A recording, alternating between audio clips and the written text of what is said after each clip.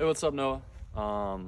Here is a hopefully lengthy video that's going to help you better understand why you're not throwing as hard as you want to right now and get to the bottom of some of the things going on in your delivery.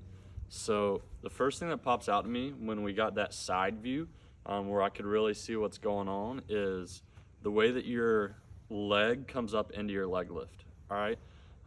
You don't have a straight leg lift at all. It's coming up like this. And then if you watch, your hips are tilting slightly upwards. Like if you go back and rewatch the video, you'll see this leg does this and then the hips tilt slightly up. The hips tilting slightly up isn't a huge issue because they immediately come back down to like neutral and normal. If in the future they stay tilted upwards as you go down the mound, we'll have an issue, but just pointing things out so you understand it, all right? But definitely an issue that you come here. And I know you talked to me about in the past, like, why is your front foot landing really weird? And when we look at it on the mound, like your front foot is open like this, even though you're literally landing closed off. So you're landing more on the third base side, but your front foot is pointed towards like the lefty batter's box. So it's like, how if I'm in this position, am I gonna be able to block and rotate into that throw and create a lot of power? You've got things going in like different directions instead of having all your momentum going towards home plate.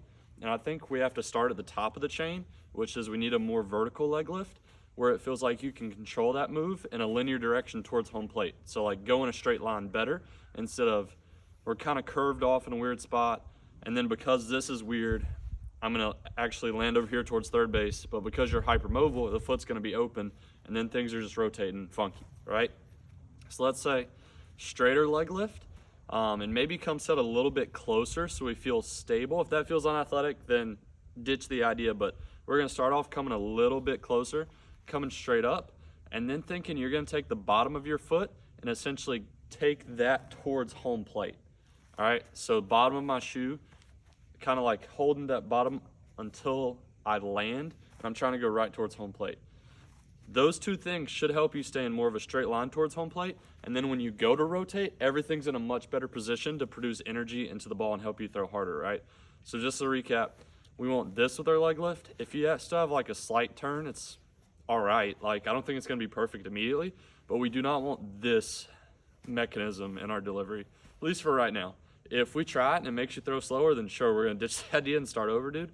But I think it's gonna be kind of money if we get you a little bit closer so you can really feel where your weight's at, come up straight, and then we go towards home plate there. And you can even practice in the room, just going there and getting a feel for that, maybe doing a couple taps, maybe going back and up, and then go. That way we just mentally map out like, where's my leg at in space, and can I land straight?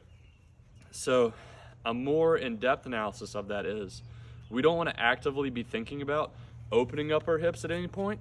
We want to keep our hips closed as long as we can, but that bottom of that front foot is attacking towards home plate. And if anything, like if you still find yourself landing on the right, honestly, dude, try to land this way towards first base and see if that brings you back towards the middle by overcorrecting. If we're still having trouble with it, I think those are the biggest things. So one drill, I want you to start hammering this every day, and I'll throw it in the program. Excuse me, but like the thing we're gonna do is just do a bunch of step back. So I'm here and we're practicing getting a good gather into that leg lift. I about fell over right there. But I'm here, good vertical leg lift. Then I go. That way we can hammer a good feel for that. And then I also think we're gonna have you do the Kikuchi drill, which is we already come up into our leg lift. We go straight up and then down. So we're practicing up and then down into our back leg. I think that because you have this weird leg lift, you're drifting a little bit too much and you can't control the drift super well. So you don't necessarily like drop into your back leg as much as you could and get this nice like three-dimensional load of the lower body. It's more of like, it comes up funky and then I'm just drifting towards home plate and I lose it. But if we can practice the step back to feel that nice vertical gather and then go, and the Kikuchi to say I'm gonna come up and then I'm really loading that back leg because it's up, down, then out. I think we'll get a better order of events and help you start producing velocity a lot better. I will say the upper body looks pretty decent. I think it could look better, but I think we've got to focus on the lower half first because it's the more pressing issue. And cleaning up some of that stuff might help the upper body function better anyways. But the one thing that like sticks out is your wingspan, I don't know how long it is, but like your arm looks pretty long with how far it's like left behind your body to rotate into it, and I think that's good. There might come a time where we have to try and like speed up the tempo of the upper body, so it's like catching into that throw just like a little bit faster.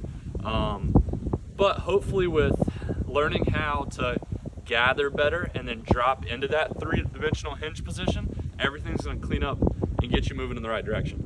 Hope that all makes sense. As a recap, more vertical leg lift on the gather, better direction towards home plate. Think bottom of the shoe, overcorrect to the left if we need to, and we're gonna learn how to do that by doing the step back drill and the Kikuchi drill. And both those look like that. If you have any questions, please let me know.